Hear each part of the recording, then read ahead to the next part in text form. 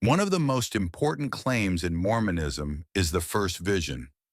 The moment Joseph Smith said God revealed the true church to him. This vision is presented as the foundation of everything that followed. But when historians examined Joseph Smith's own writings, they found something troubling.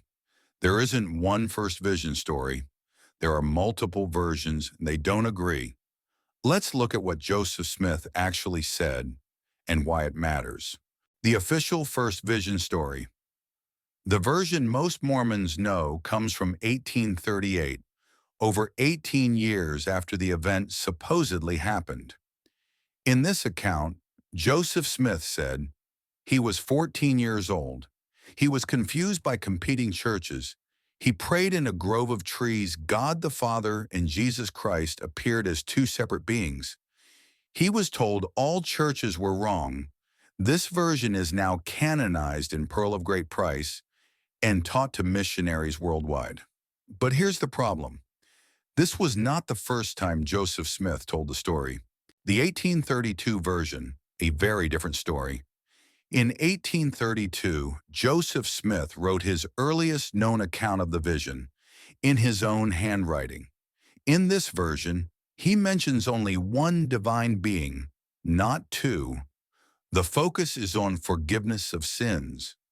There is no mention of churches being corrupt. The vision is framed as a personal salvation experience. This directly contradicts the later official story. Even more troubling, this account was hidden in church archives for decades. Multiple versions, multiple contradictions. Between 1832 and 1842, Joseph Smith told at least 4 different versions of the first vision. Differences include who appeared, one being verses 2, why he prayed, whether churches were mentioned, his age at the time. In normal historical research, major contradictions weaken credibility, especially when the story becomes more detailed over time.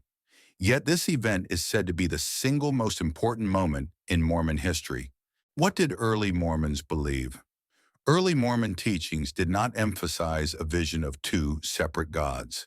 In fact, early sermons describe God as one being. The Book of Mormon itself teaches a Trinitarian view. The idea of God and Jesus as separate beings developed years later. This raises a serious question. Did Joseph Smith's theology evolve? Or was the story rewritten to match later beliefs? Why this matters?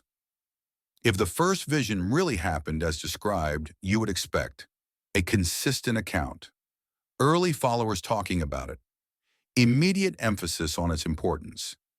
Instead, we see silence for over a decade, changing details, later versions becoming more dramatic.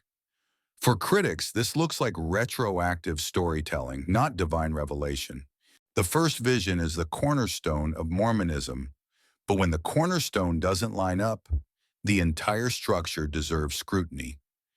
In the next video, we'll examine how Mormon history has been edited, rewritten, and sanitized over time.